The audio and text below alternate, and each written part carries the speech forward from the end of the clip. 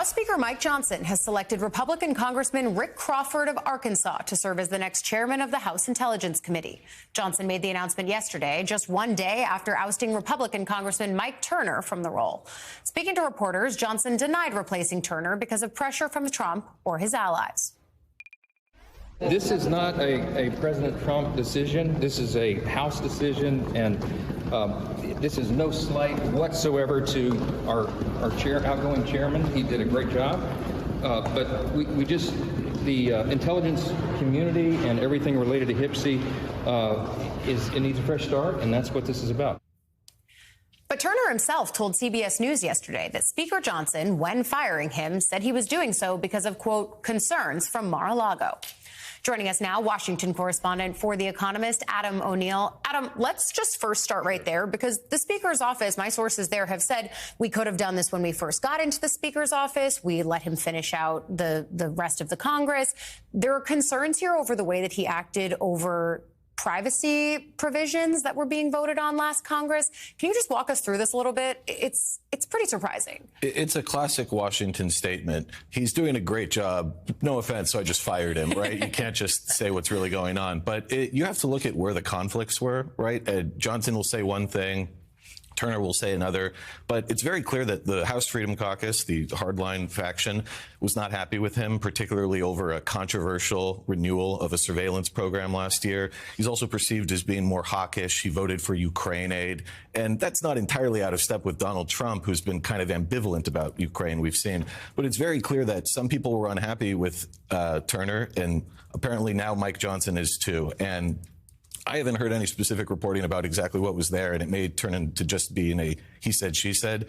But when you look at the context of this, it's quite clear that the right thinks that they've won this one, although that's not necessarily the end of it, right? Yeah, it also might be both, right? Where the Speaker has the right to put in place his own people, and also there could be a reason from Mar-a-Lago. This privacy and surveillance program is going to be the topic of a lot of conversation, especially when we get to Tulsi Gabbard's confirmation hearing. But I digress. I think the Turner thing is really important to the piece that you just wrote in The Economist about the way that Republicans in Congress could be the very thing standing in the way of Donald Trump's ultimate success. We've got, from our Hill team, members of Congress saying Mike Turner now has a reason to vote no on everything. That would throw this into flux, right?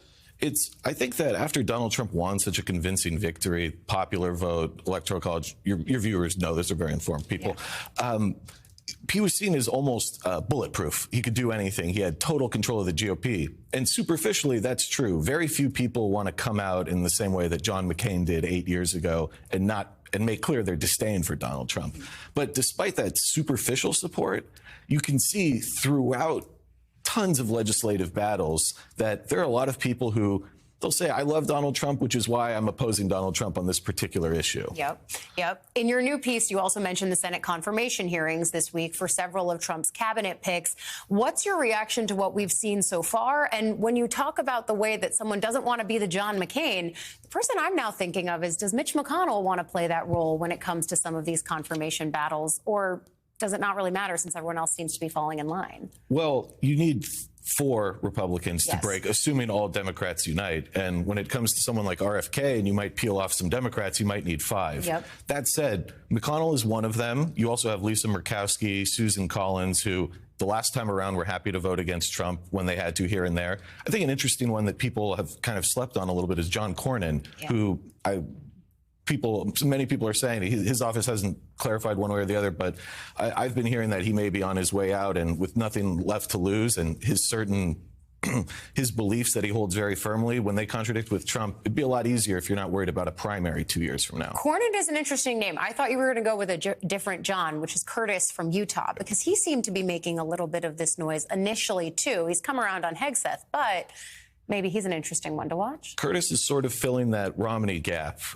He replaced his seat, but also he comes from that wing of the party. Utah Republicans and their relationship with Donald Trump, we could do a whole segment about that. And when you have, it's issue by issue, right? Because there are plenty of issues, I think, generally speaking, tax cuts, immigration, energy, they agree with Donald Trump. It's when you get into the weeds, will they say, well, this particular provision of the tax bill I don't like, even if Trump does. Yeah. And that's where the differences come out. Yeah, but the weeds are really important, especially when you're putting together massive legislation like they want to put together. Adam O'Neill, thank you so much for getting up with us. We're going to be looking for your revealing piece online right now.